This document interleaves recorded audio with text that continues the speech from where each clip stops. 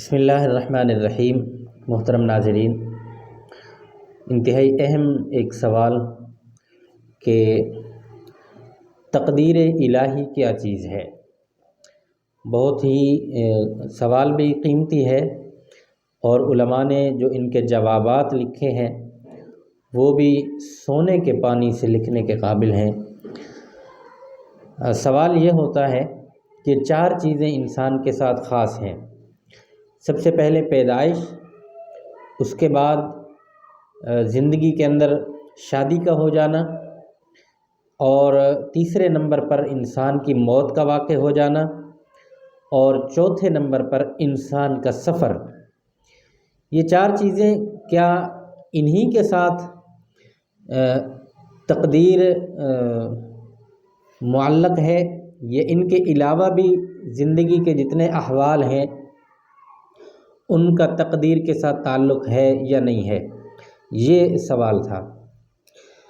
تو علماء نے جواب یہ لکھا ہے کہ یہ جو چار مذکورہ چیزیں ہیں ان کے ساتھ بھی، اور زندگی کے انسان کے ہر معاملے کے ساتھ تقدیر معلق ہے۔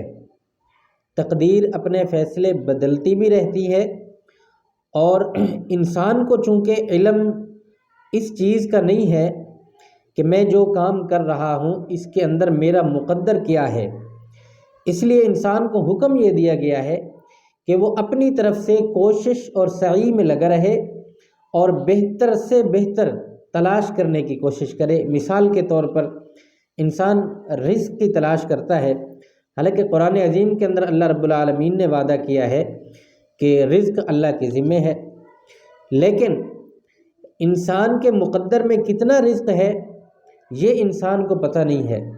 اس لیے حکم یہ ہے کہ جتنی کوشش ہو سکے وہ اپنی کوشش میں لگا رہے، لیکن رزق اتنا ہی ملے گا جتنا تقدیر میں لکھا ہوا ہے۔ سمجھ آ گئی بات؟ اسی طرح رشتے کا معاملہ ہے۔ اب رشتہ کہاں مقدر ہے کہاں نصیب ہے یہ انسان کو نہیں پتہ، لیکن والدین کے لیے اور رشتہ داروں کے لیے، رشتہ کرنے والوں کے لیے حکم یہ ہے کہ جتنا ہو سکے بہتر سے بہتر رشتہ تلاش کیا جائے، رشتے کے اندر دونوں فریقین کی برابری کو دیکھا جائے، اور جتنے بھی اصول ہیں ان کو ملحوظ خاطر رکھتے ہوئے رشتے کا تعین کیا جائے۔ لیکن آخر میں بات وہیں آ جاتی ہے کہ شادی وہیں ہوگی، نکاح وہیں ہوگا جہاں تقدیر نے لکھا ہوا ہے۔ اس لیے انسان کے لیے حکم یہ ہے کہ وہ کوشش اور سعی میں لگا رہے۔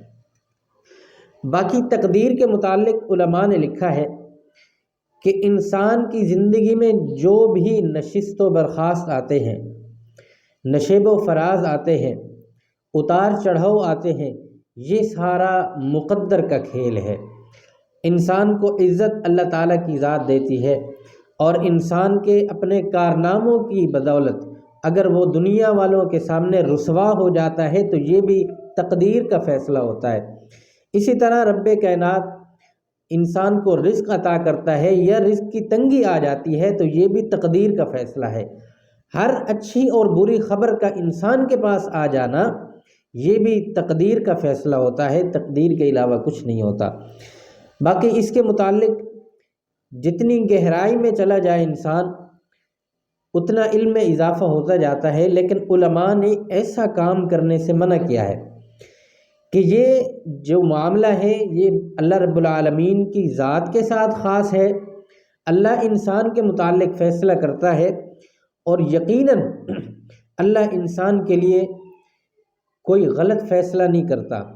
اس کی وجہ یہ ہے کہ ہم اگر دنیا کے اندر مثال دیں تو اولاد کے لیے ان کے والدین کبھی برا نہیں چاہتے، کبھی غلط فیصلہ نہیں کرتے اس کے لیے۔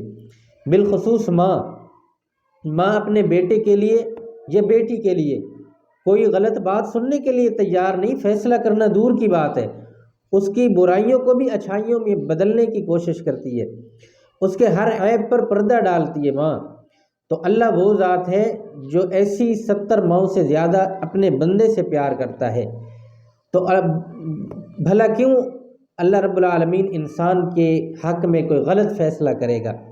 سب سے پہلی بات تو یہ ہے کہ اللہ علی کل شیء قدیر ہے اور قادر مطلق ہے، اللہ جو چاہے وہ کر سکتا ہے، اس لیے ہر اچھی بری تقدیر اللہ کی طرف سے ہوتی ہے۔ انسان کے لیے حکم یہ ہے کہ ہر چیز پر صبر اور شکر سے کام لے، اور صبر وہی ہوتا ہے جو صدمہ پہنچتے ہی انا للہ و انا الیہ راجعون پڑھ لیا جائے، اور چوتھے دن، پانچویں، 10ویں دن تو ہر بندہ اٹھ کر کپڑے جھاڑ کر کھڑا ہو جاتا ہے، جی اللہ کی مرضی۔ اللہ کی مرضی کو اس وقت ماننا ہے جب صدمہ پہنچ رہا ہوتا ہے۔ تو اس لیے انسان کے لیے حکم یہ ہے کہ اللہ کی ہر تقدیر پر، اللہ کے ہر فیصلے پر راضی رہنا چاہیے۔ امید ہے آپ کو مسئلہ، سوال اور جواب اس کا سمجھ آ گیا ہوگا۔ اللہ رب العالمین تمام مسلمانوں کے مقدر اچھے بنائے، وہ بیٹیاں ہیں یا بیٹے ہیں، چھوٹے ہیں یا بڑے ہیں، اللہ سب کے نصیب اچھے بنائے۔ اللہ رب العالمین ہر قسم کی پریشانی سے ہم سب کو، بالخصوص مسلمانوں کو، محفوظ اور مامون فرمائے۔ اللہ تعالیٰ تمام مسلمانوں کے گھرانوں پر خصوصی رحمت نازل فرمائے۔